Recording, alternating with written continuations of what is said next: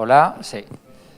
Bueno, bienvenidos. Seguramente algunos ya sabéis, si no los que acabáis de llegar este año, pero sabéis que dentro de Graphic Elisava hacemos una serie de conferencias y tenemos la suerte de hacer la primera pues con Ana Díaz y bueno, Pablo Barquín, que está ahí escondido, de Hamill Industries.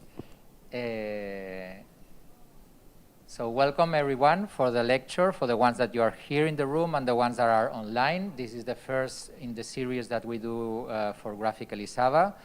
It's a great pleasure to have Ana Díaz and Pablo Barquín from Hamill Industries. And today, as a special, let's say, little sweetness for them, we have like Junior Martinez, who is a teacher in the Masters in Graphic Design, has been teaching audiovisual for the last, I don't know, 5-6 years. Is a good friend of them, so he will do like the introduction. But please welcome Ana and Pablo. Thank you. Hello. Well, my name is Junior. I'm teacher of the Master of Graphic Design Elisava. And it's really a pleasure to me to present this talk because Hamill Industry, but they prefer Hamill, so don't say industries from now. And they are family to me. They are my best friends, and I have the pleasure to work with them. It's a couple that it's formed by Anna.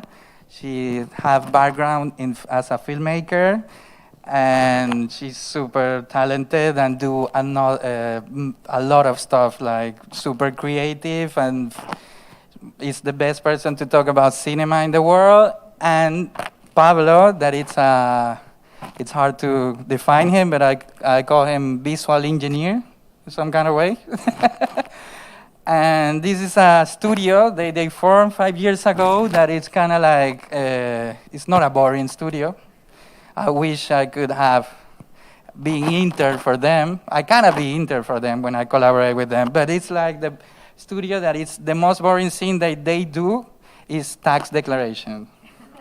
The other things, they're playing with laser, with robots. They are do-it-yourself champions. If you want to build a conga, probably this is the guy to talk to. And well, they've been working in music, in visuals, in festivals about lighting, like June. They've been in museums like Barbican. I'm kind of, well, on a lot of festivals and awards. And I think they are the most interesting people. They call Hamill because there's so many different stories. One of them is like, they think somebody look like Mark Hamill, and it's not. But for me, it's like the first Star Wars. When Josh Lucas did the first Star Wars, he tried to hire a lot of people from University of San Francisco that do art, photography, science, and they build. And he connect a lot of persons to kind of like do the what it was, the first Star Wars, to kind of like do something visually striking, combining different type of art and areas. And for me, that's what Hamill it is. There are like two people who knows different areas, different science and visuals, that any project, they don't know what it's going to be like, but they would love to do the process and kind of like build it till it's something totally different. So this is one of my favorite persons in the world. I'm so happy to present it. So I'm not gonna say anymore. So I'm gonna leave you with Anna. And this is Hamill.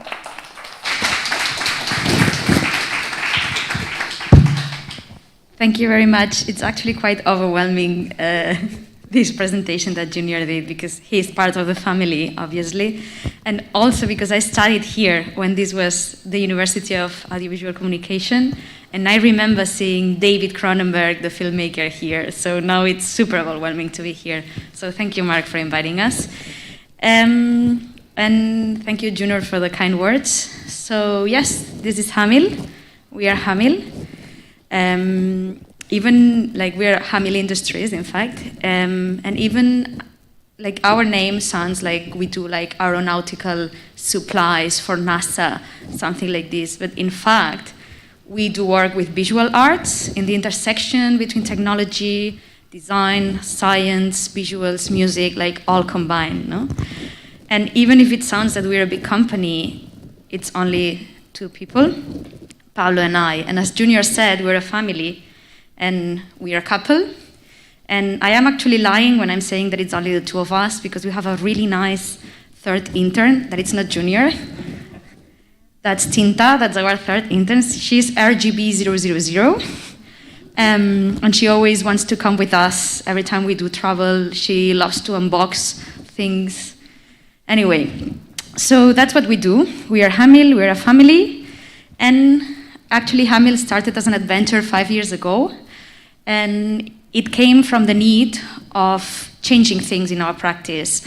Pablo has a background as motion designer and in motion graphics as Visalia Studio, and I used to work as a filmmaker, like mostly for like cultural events.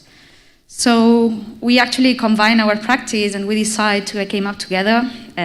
We had an opportunity. I'm going to talk about it, and the idea was to expand our practice beyond the screen. We wanted to work with more physical things. We wanted to work with tangible things, and we had the need to put our practice outside the computer and the digital arena and start working with our bare hands. And that's like the main spirit of Hamill, and that's something that we still try to continue nowadays. So this is us, and as said, we do lots of things. We do visual inventions, we do installations, we create shows, we create machines as well, so we do lots of things. But at the same time, so one can tell that we love combining the visual and the technology in a handcrafted way.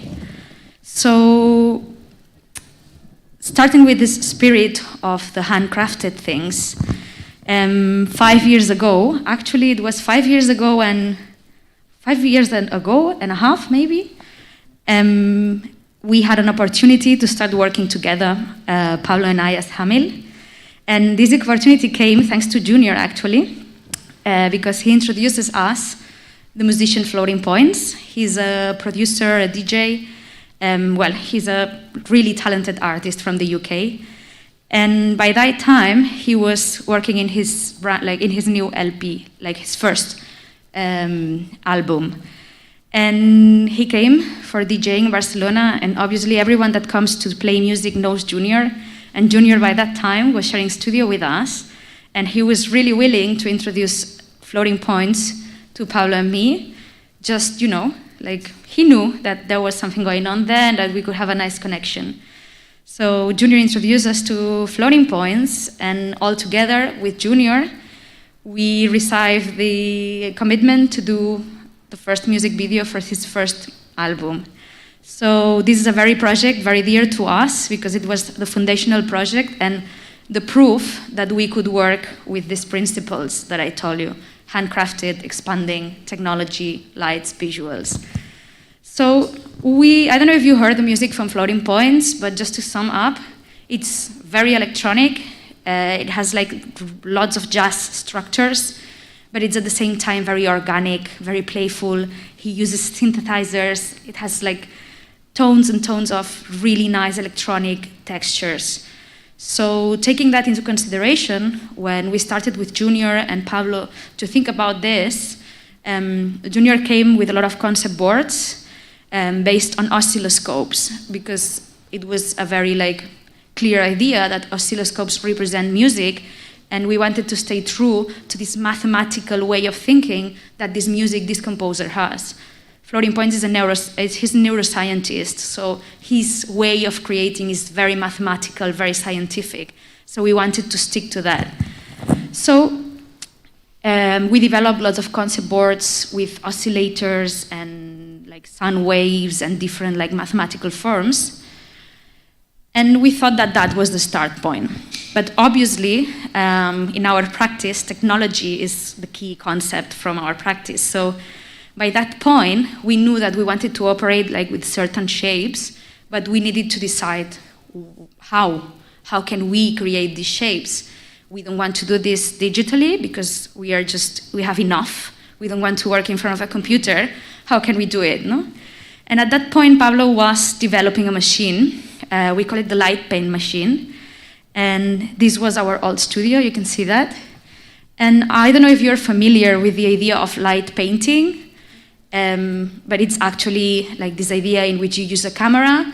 The obturation is the camera, you just leave it for a while open, and then you move a light source, and you can kind of paint different traces in that picture, in that camera, no? So Pablo, based on a CNC machine, or I would say digital printer. Do you know that a digital printer uses coordinates to move along space? We thought, okay, what if instead of printing and extruding a material, we just attach an LED, and as it has coordinates of space, X and Y, we make this, this machine draw a shape. What would happen if we do that? And what if we use a camera at the same time, we coordinate all the events, and we take a picture? So we centralized everything in a computer, and we make the computer draw different frames while the camera was obturating at that time. So by that, and using the stop motion technique, we were able to get and capture different frames of animation and create our own animations. Those are the first tests we did. No? It's very simple, very basic. The camera was not even like fancy, but it worked. We could use stop motion. We could use this sort of light painting machine based on a CNC. So what was the next step? No? So we had this light moving in coordinates, and here in my bag you're going to see a little bit the making of. So we had somehow what we wanted to portray. We knew how, and then we went on an adventure. So we built the machine with really basic mechanisms, and with the help with other friends, with Fernando from Domingo Escozar, like an amazing animator, we started creating animations and translate them into this machine. And in order to make it like even more a bit complicated, we decided that we were going to film everything in stop motion, that we will use this machine in real spaces, not only in our studio, but as well in Rio Tinto, which is like all the way across Spain. So we went to the desert in Rio Tinto, in Huelva. We put the machine there, and when it was dark at night, we just hit play and let the magic happen. It sounds very easy. It was actually a nightmare because it takes a long time just to do like 1 second of animation. But we came out with interesting results. So we also made things even more complicated. Well, as you see in Rio Tinto, it's a barren landscape, there's nothing. And we had the guts to go there with this tiny machine it was not even tested in our studio, but we just went for that. We did a lot of silly things. We spent a lot of time setting up, moving the camera. We decided as well not only to centralize the events of moving the machine, but as well, and the camera, but as well like smoke, haze, lights, camera movement. And this is a bit of the making of. It took a while to set up the camera, and because obviously every single shot takes hours and hours and hours to be made, and this is a 4-minute video, we didn't have enough time. So we had to come back, call our friends from Savage Studios, who are like amazing like floral artists, and recreate the landscape there. So with this said, what I want to say is that it took about 2.5 months to make this video happen. And the final result is what we're going to see now. There is no CGI, no post-production at all. Everything is just how it was. There's only color correction and editing. And this is the final result.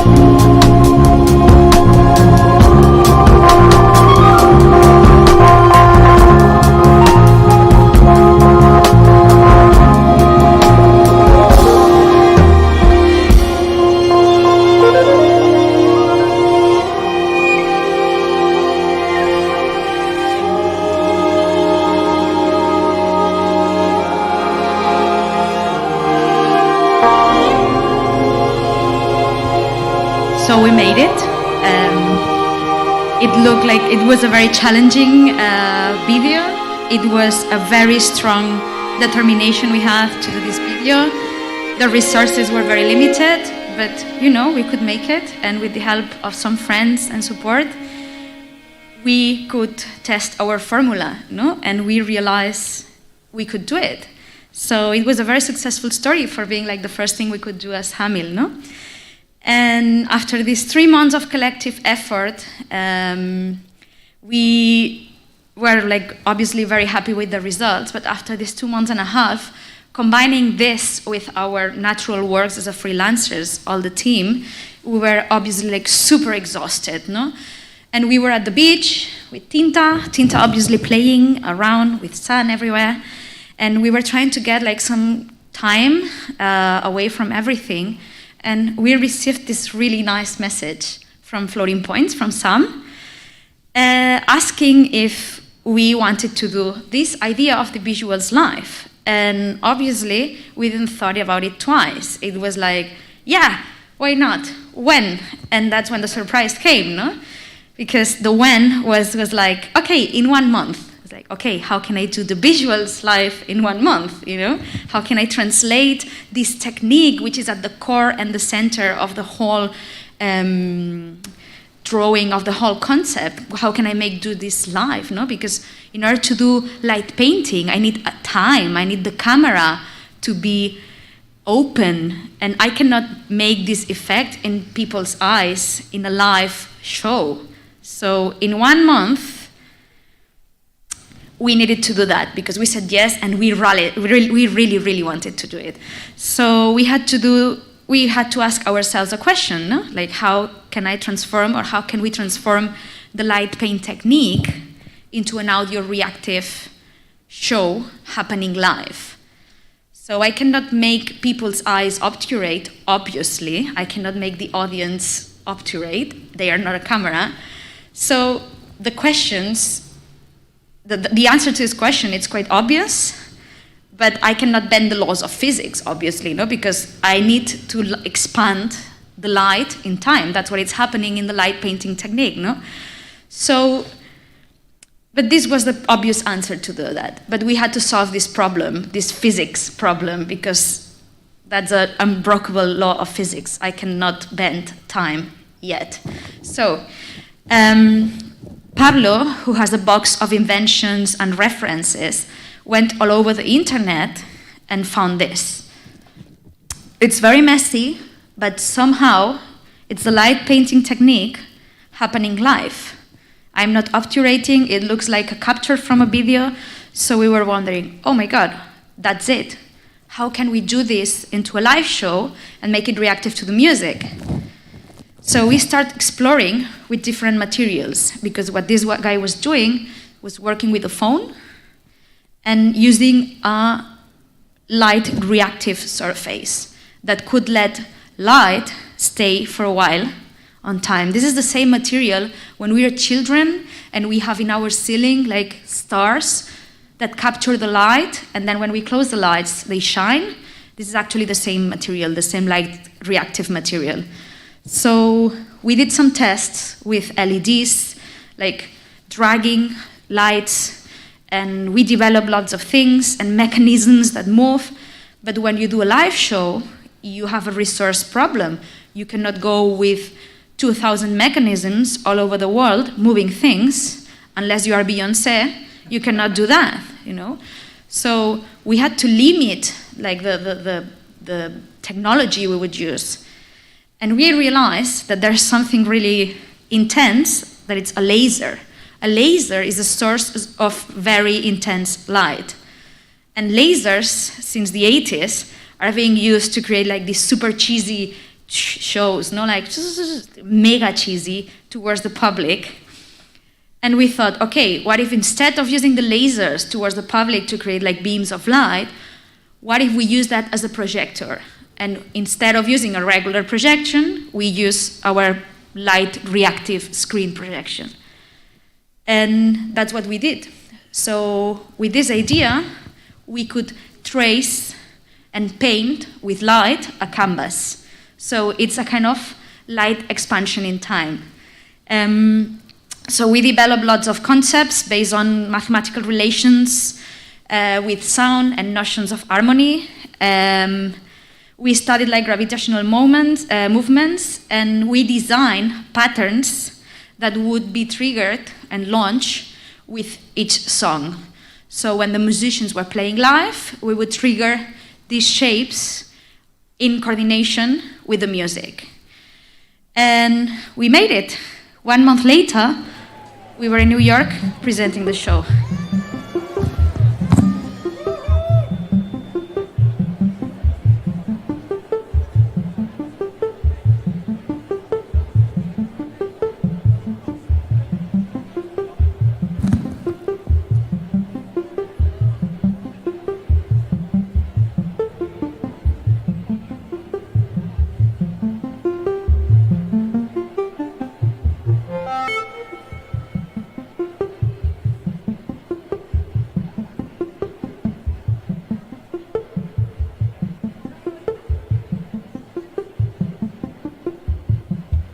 So as you can see, each sound triggers or launches different motion and different animations that would draw these patterns and these rhythmical patterns into this canvas.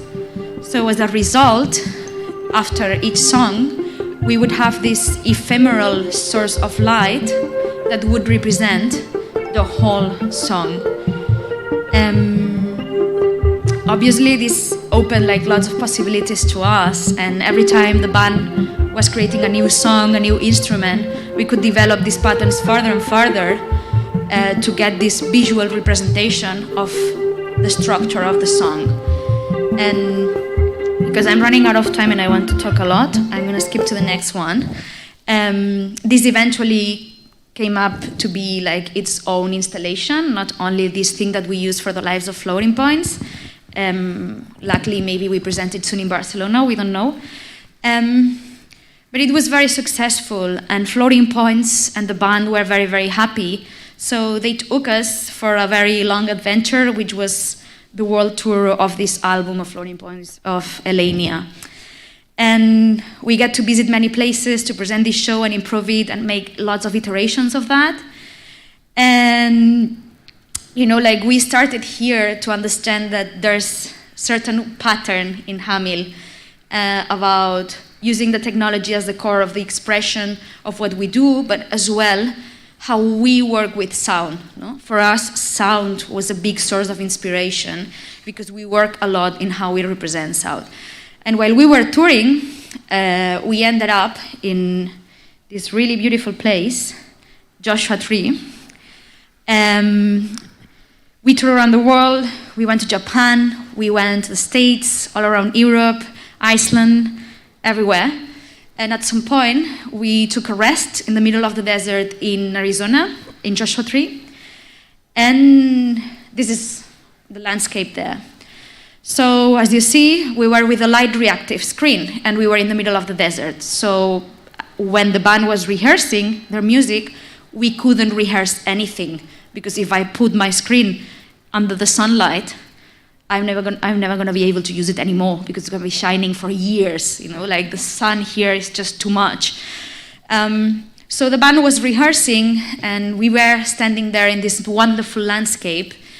And I remember I had Stendhal syndrome. The band was playing, and I went to walk around, and the reverberations and the resonance of the music was completely mind-blowing. The music, the combination, the harmony was just completely different as the one that they were playing because of the resonance of the landscape. No? Like the landscape was shaping all these sound waves in a really interesting way. So in the meanwhile, we saw that there was something like really striking. There were a lot of possibilities there. We talked about it with Floating Points, and we decided to call a couple of friends to come with a couple of cameras, and we shoot a lot. Like we shoot the band rehearsing, we shoot the band playing, everything, and we came up with this.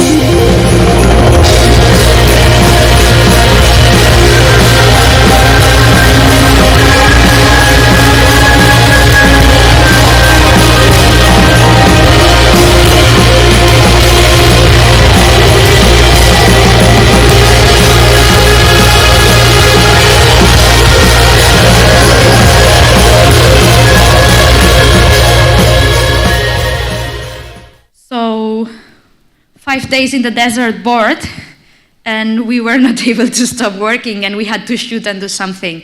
And we came up with this visual album that put together music and visuals, and in which, in a very, like, I would say, naive way, we were exploring how the sound resonates through landscape and how we can visualize this in a 30-minute movie. When we were doing it, we were actually not knowing what we were doing. We were just like acting by instinct. And when we check all the footage, when we check all the music, we realized that there was something interesting and eventually became an album. So that's what happened. So during that year, whilst we were doing this, the tour continued with the band, and we got a call from Mira Festival here in Barcelona. I don't know if you know it. They're doing a very nice work right now, programming things in Ideal, so if you have a chance, go and check it. So Mira Festival start to hear about us, like, oh, who are these guys working with music and with music artists? What are they doing? And they asked us to do something because they had like this big room, very limited budget by that time because, it was quite at the end, but we were friends, and they were like, guys, if you want to have access to this room, you can do whatever you want. And the room was amazing, so we had to do something. Yes or yes, there was no chance. So in 3 weeks, we came up with an installation. We call it Vortex. And this installation, this is the old studio. This is a little bit of the making of.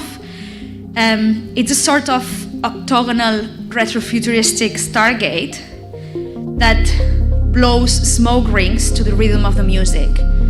So we create this sort of stargate that ejected these smoke rings across the room that could travel like for 16 meters long, following the sound expanding. So using a plastic swimming pool and motors and triggers, we started to experiment with the light mapping technique and motors in order to reproduce this melody in a sort of light forest or forest of lights.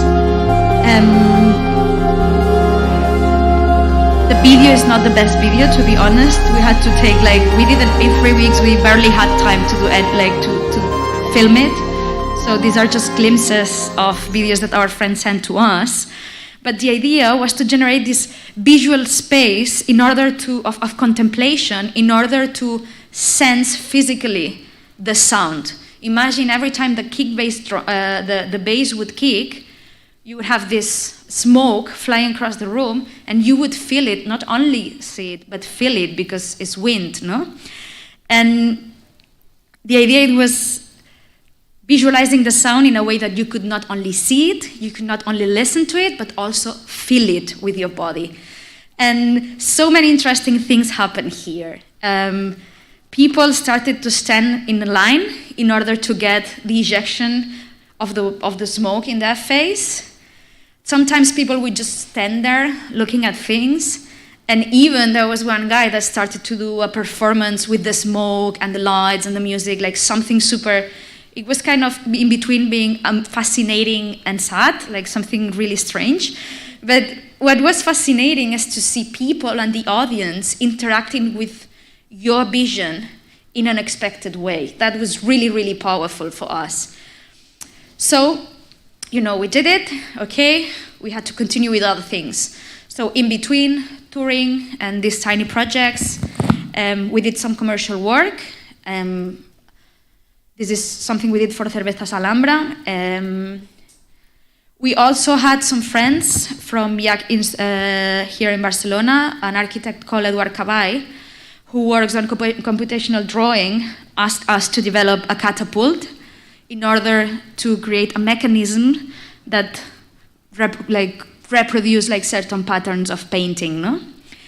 And following the line I was talking about, people reacting to your work, we were in a gallery, and these guys decided to enjoy the machine and the painting this way. Anyway, so next step. By this point, it seems something quite easy to do all this stuff. By that point, we were just 1.5 years old as Hamill, and we already did all these things, travel around the world. We were actually quite exhausted, and we didn't even thought about what Hamill was till we had a little time to breathe, no? Because we were producing like all this amount of things. So when we had a tiny, tiny bit of time to think about what Hamill was and what we were doing, we realized about this, no? We realized that we made silhouettes with Junior, and we were working with sound, you know, like sound has been our leitmotif in everything, but we were working with sound, and it was an interpretation of how sound looks like, no, very personal.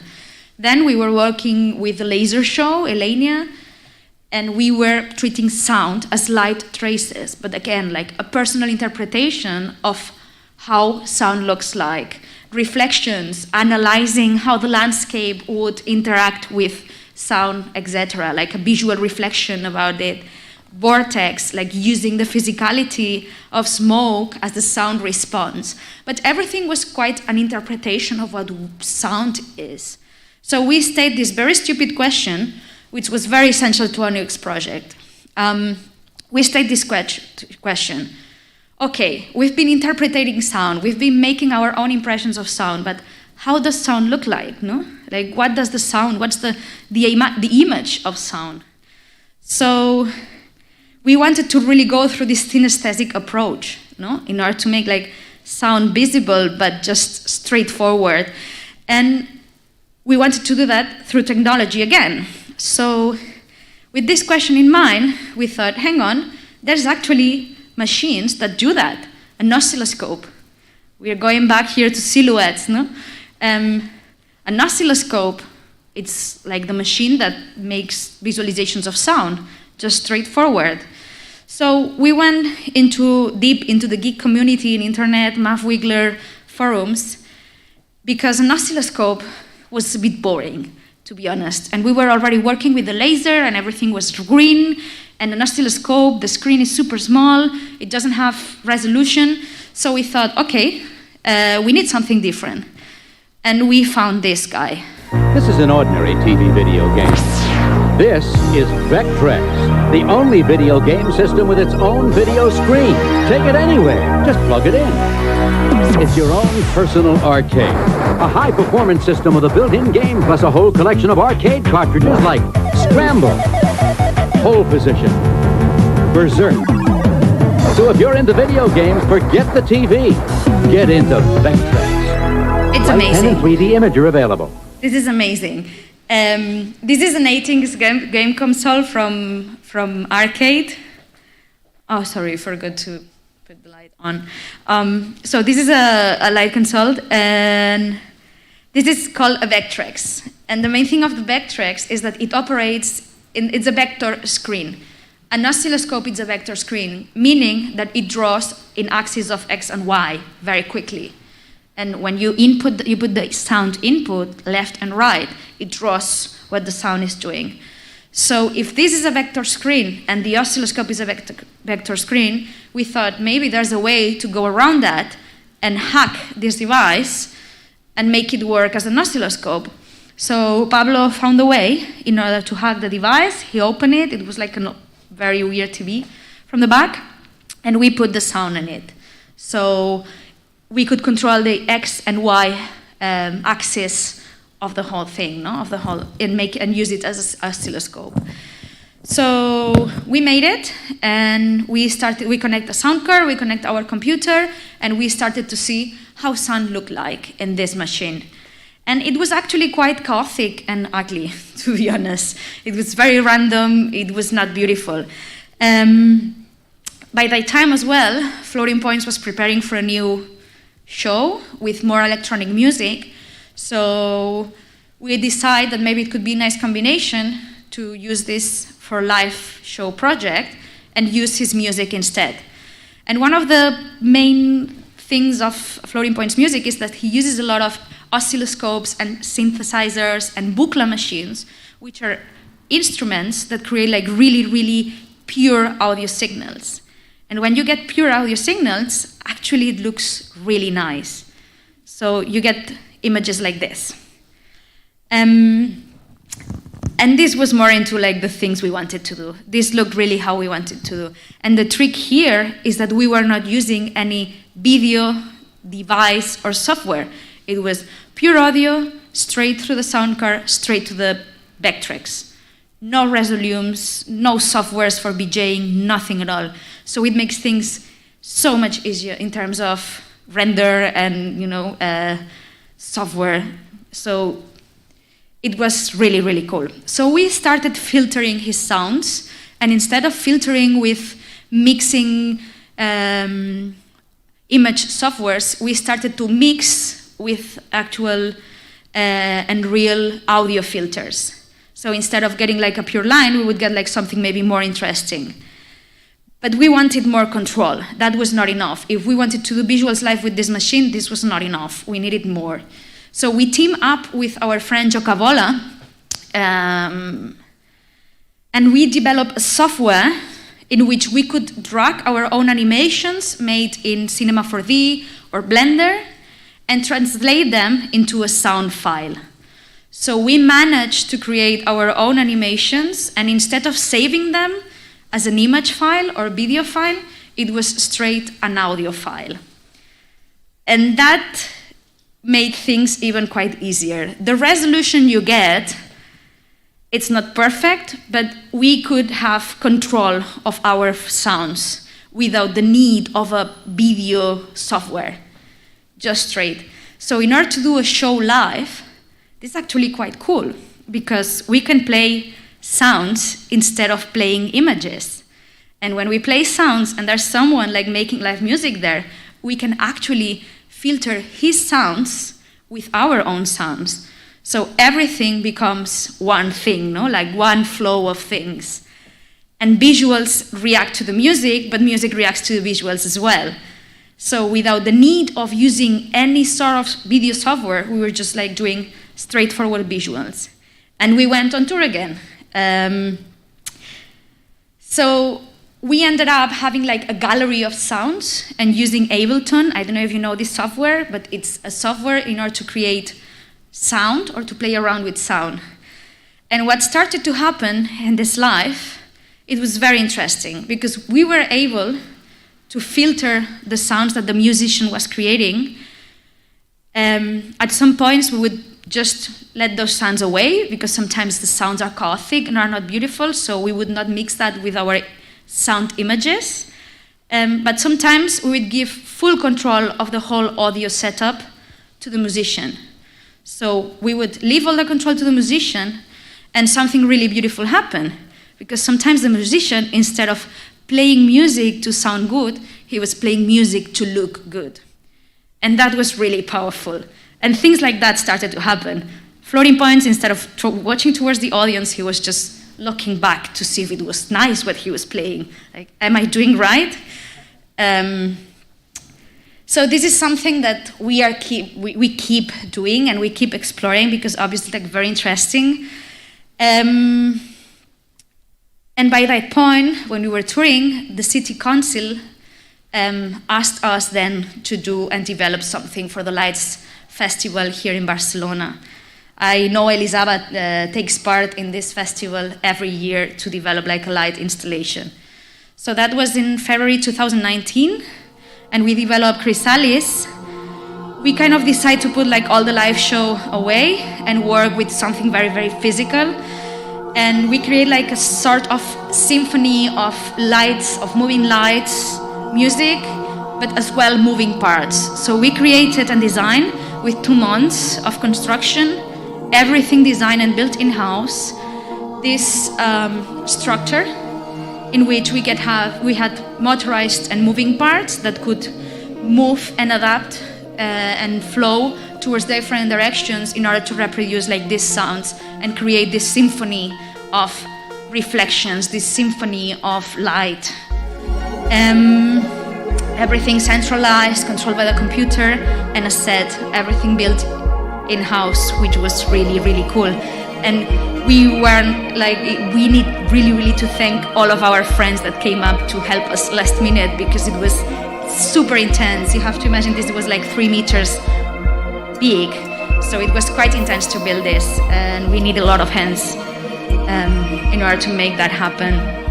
So also in the meanwhile, we work for some commercial brands. We work here with Espada de Santa Cruz, a studio in Madrid. And we did this commercial work for Adidas, in which we had to study the movement from Leo Messi and reproduce it as a moving sculpture that was then exhibited in London. And then something really cool happened. So, you know, we are these techie guys, these jig guys that are always like on the side of stage, creating the lights or creating like some things. But Sonar from Barcelona saw our work and invited us to do our very own musical show. So we created a whole performance last year based on all the inventions we did. And for the very first time, we were like as the main performers in a stage doing music with crazy machines. This is we team up with Shelly.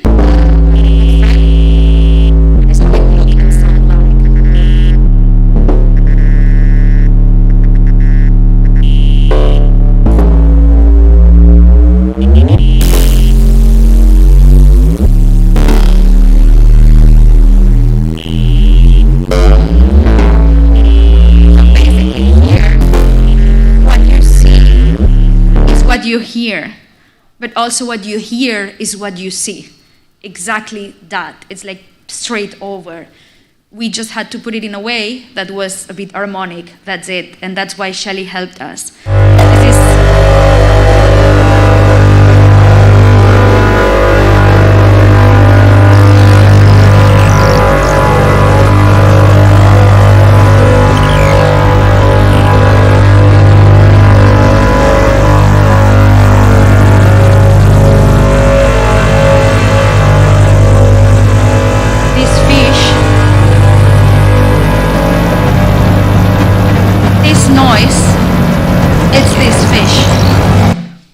if you play this noise anywhere and you put it in an oscilloscope, you will see a fish. It's basically what it is. What you hear is what you see, and what you see is what you hear. So it's completely all over the place. So for us, this was the end of a cycle, and it was just the final proof we needed to see that maybe we were doing things on the right way, and that we were following our intuition, and that maybe if we were invited at Sonar to do a show, maybe we were doing things right. I don't know. You know, you have all these doubts all the time when you make your own way, no? So for us, this was like an end of the cycle, and we wanted to start here another cycle. Luckily, Floating Points, our good friend, and like maybe I don't know how it's called in English, but we call it in Spain mecenas, which is someone that supports you, that curates you, was creating a new album. And this time, he wanted us to be involved, but not only in creating a music video and then something. He actually wanted us to be in charge of the full visual identity from the very beginning. So we designed the album cover, and we made the music video, we had to design the show, and he sent us the album in order so we can get like an inspiration. And it was super electronic, this new album. It's called Crush. It's like a forecast of what was about to come. And it has like this really intense electronic sounds, but it's so full with textures and layers and details that we wanted to make the visual identity as touchable as his music is, no? So we wanted to work with raw materials. We wanted to start working with physical materials, like something even more tangible than light or sound, no? And we start doing things with water. So this is Nathan. He's been with Hamill since the very beginning. He's a good friend. We started to develop things with water and soap and different things. This is a very use technique and explore technique all over the time. But what it was really nice here is that we would use the refraction of the light on the surface of a bubble to create different textures and vibrations that with the speakers were reactive to the sound. So here we had like this idea of light refracting, creating sounds, but being more tangible, more organic, more physical.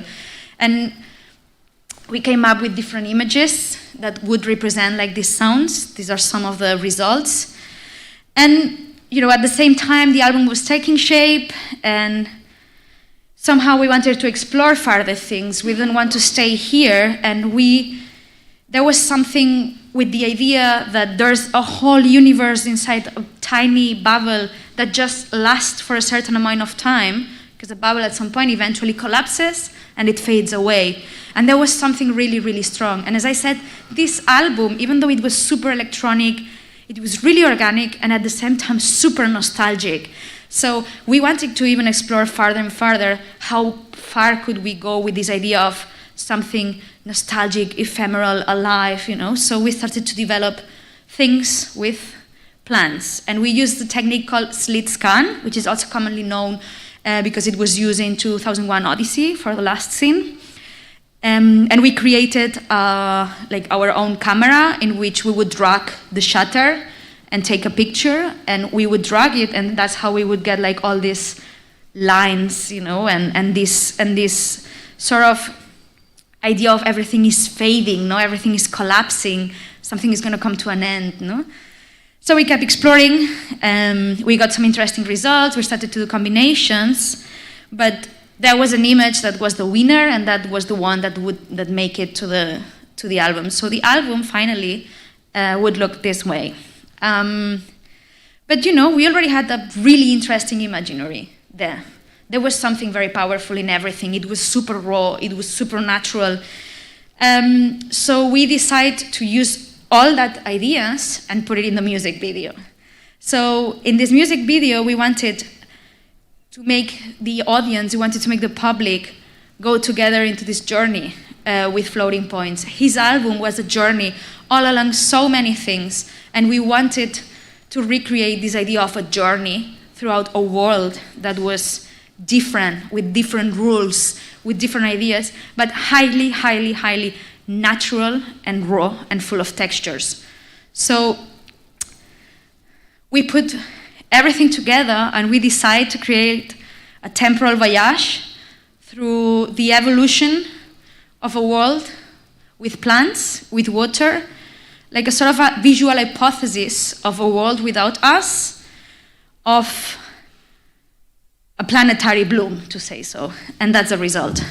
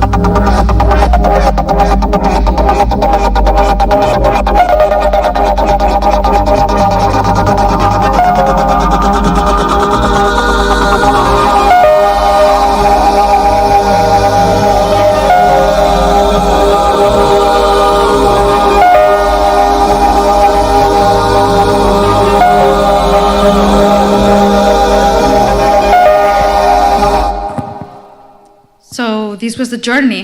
And as we did with silhouettes, we wanted this to be fully handcrafted with no CGI. So everything you see is just real and practical effects. There is no digital effects besides compositing and grading. And for us, as I said, it was like the beginning of a new cycle. And we wanted to keep this final revelation as we did with silhouettes at this moment, at that time, because we think that the process is at the core of all the stories we tell and all the ideas we have. For us, the process is maybe equal or even more important than not only the story. Like both things are going hand in hand. And because we realize and we get obsessed that we want to make something happen, if we don't see what we have between our hands, and if we don't understand the ideas, or if we don't understand the machines that we have in front of us, we kind of let the accidents not happen. And it's in these accidents in which really nice things happen. So here's a little bit the making of what we did. So we can just certify that everything is without CGI. Everything is like practical effects on camera. And it's very important for us that we see all together this, because it was a very nice group of people that helped us to develop this. And the idea of collaboration and participation of friends and different creative minds in the process that we do is super important to us, and is at the core as well of our practice. So as you can see, like we have Nathan around us, the girls that did the plans and the amazing job with the plans, Sobaj Studios again, and Janet from Topic, all the people that created like the different artifacts, so we could treat the light and the images as we wanted. It was actually like amazing, always with the company of dogs, obviously. So you can see the making of in the website. So I'm just gonna continue going, because I'm about to finish, but I still need a little bit. So everything went well, everybody was very happy, and the label that was putting out the album from Floating Points partnered with Spotify, and then wanted to push and do like some different events in order to promote the album. So we used all these images and this imaginary to create a video mapping in order to present the show, the album. So as you can see, this is how we did the mapping. So we used the scale, we did a tiny scale model of the building. We used the bubble, and we let like the bubbles and the refractions like interact with the different axes and vectors of the building. This is a little bit the final result. It's a bit sad that it's fast forward, but you can get an idea of how it looked like. So that was quite interesting to be able, you know, to expand like your creations into different surfaces. It was quite challenging and really exciting. With Spotify and Ninja Tune, then we did this player. You still have the link up, so if you look for it, you can find it in the internet. It's a player with the songs of the album, and each song has its visual representation. You can actually watch everything online. Oh, sorry. Oh, I went too far. This one. So we had this full visual deployment done for Spotify and for the music video and for the release of the album. We also did a second music video in order to give like some tidbits on how the live show was going to be, because I said at the beginning, everything was being done with the focus on the live show. Every part of this process, every part of this imaginary was because we wanted to do something live with that. So using our expertise we had so far, which was not very long, to be honest, we created the visual show. And this time it was bigger and more complex and well, challenging and also time-consuming. And this is one of the pictures of the show we did in London at Printworks venue. It was filmed by Resident Advisor. You can also see like the whole session online. And for the visual show, we did not only use like all these bubbles reacting to the music live, But we also use the Vectrex machinery live because it was very reactive to the music, very interesting to produce live. And because at the core of all these experiments, light was in the middle. And why I say this, because the bubbles obviously is like reflection of light. Vectrex at the end, it's light, it's a phosphor of light painting sound really, really quick. So we wanted the light to expand across the venues we were playing. So when we had the chance to, we would not only project images on a surface, but we would use as well light projection in order to touch the audience. So in order to expand the visuals out of the screen and being the people able to react to these visuals and to be part of these visuals, to make the light cross the venue towards the other direction. And, like keep creating this synesthetic idea on how to look at a concert, at a show, at the music, at the musician. And these are some of the images of the last shows we did. But this year, 2020, so we came back from Australia with all these plans of bringing the show all over the world, going to United States, go to Coachella, go to all along Europe, Primavera Sound as well. We were doing a very special thing for Primavera Sound, because it's home, so we wanted to make it big and cool and fascinating. But 2020 came into the way. Yeah, and that happened to us all. So 5 years of doing things endlessly, non-stop, time-consuming. We were actually hang up on this creative thing, no? Yeah, more, let's do this, that, come on, more, no, next, no, I don't have 5 minutes, no, but here, but there. And then 2020, and everything goes to the trash and to the bin and crashes on the pavement, and you're at home alone doing nothing, and people is doing things on internet, and you're doing nothing, but you had all this, and you cannot do anything, and you lose everything. So we realize that, guys, the fear of missing out is real, and it's so real. And I want to share these thoughts because I realized that I was not alone thinking all this and living all this anxiety, besides all the anxiety of the pandemic, as well the personal anxiety as a creative studio that was actually doing things and we were in a good wave. The idea that we are suddenly, so many things are happening and are outside your control and you're not at the core of things or you're not traveling, it really gave us the idea that everything we were doing was for nothing, that our work hasn't value. And I want to share here that we thought this too. We sometimes think this too, but it's okay not to be productive. And this is something very obvious, but it's not. I'm still trying to assume, this idea that we don't have to be constantly producing. It sounds very obvious, to be honest, but it's not. And to understand that we are not machines creating and developing creative ideas all the time. It's very, very important because, it keeps us sane and in position. So I want to share these talks with you. And I also want to say that when you do work, maybe the results do not come in the next 5 minutes. So within this chaos and these ideas of anxiety and the world coming apart and us not being able to do shows or anything we had planned for this year, some things started to happen. Because, we put a lot of work in what we do, and we spent 5 years non-stopping doing things, and eventually things happen without us needing to be productive all the time, and without us having to be there all the time at the center of things. And all the work we've done previously, it kind of paid off, finally. So we were not doing big things, but the community responded. So during this 2020, I don't know if you know the director, Mau Murgo approached us to help him to do a commercial for Maserati, and we did a tornado with laser lights and stuff like this.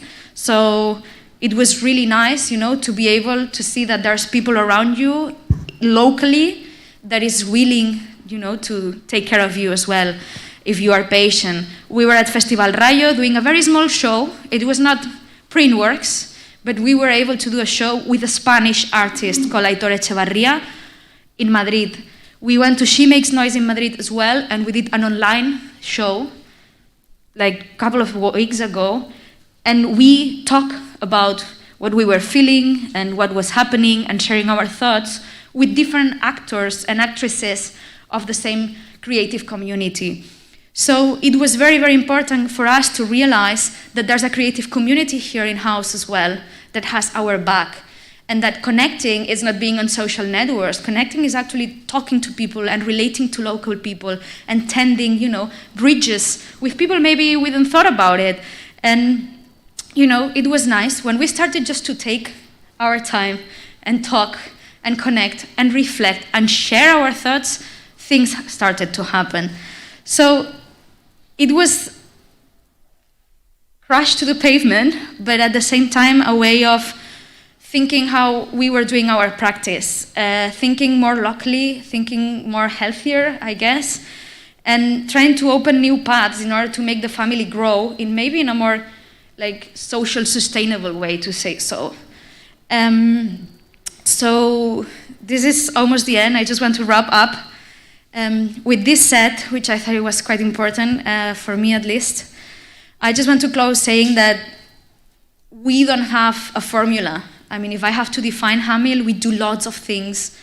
But I think that there is something that defines us, which is that we stay really, really committed with what we do. We have commitment in what we do. Sometimes we don't know what we do, but we know we're going to do it, and we're going to make it happen. When Floating Points came saying, do you want to go live with the visuals? We didn't know anything, and we said, yes, and we just make it work.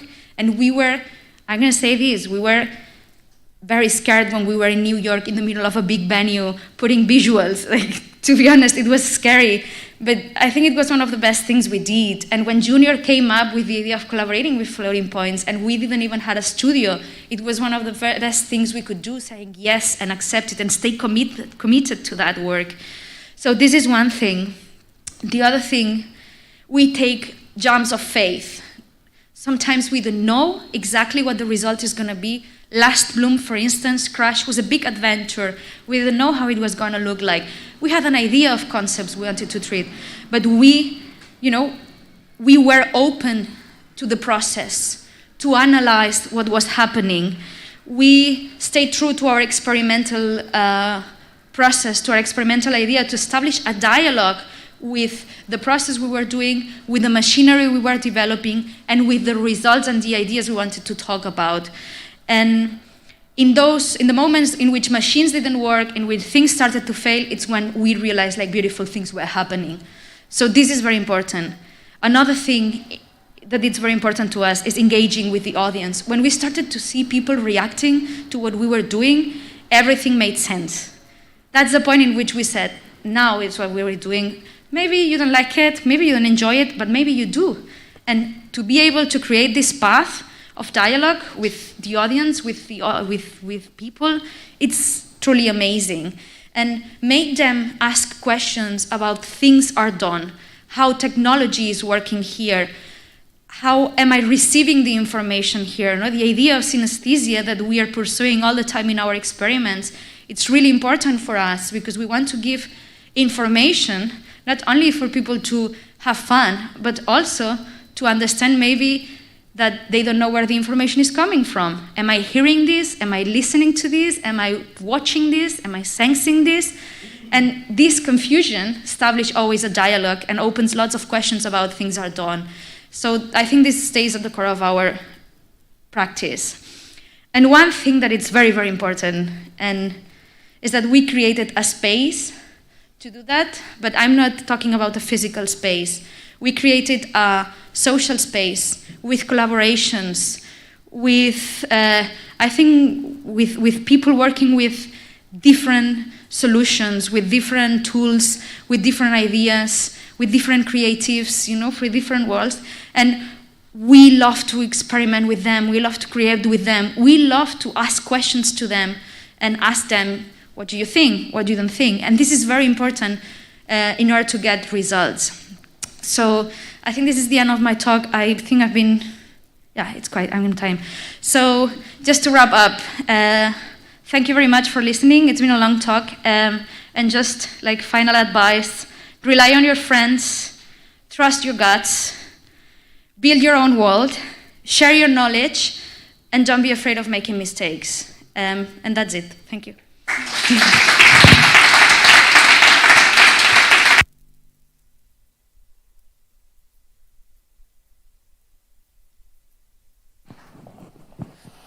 Questions for Ana or Pedro or Pablo?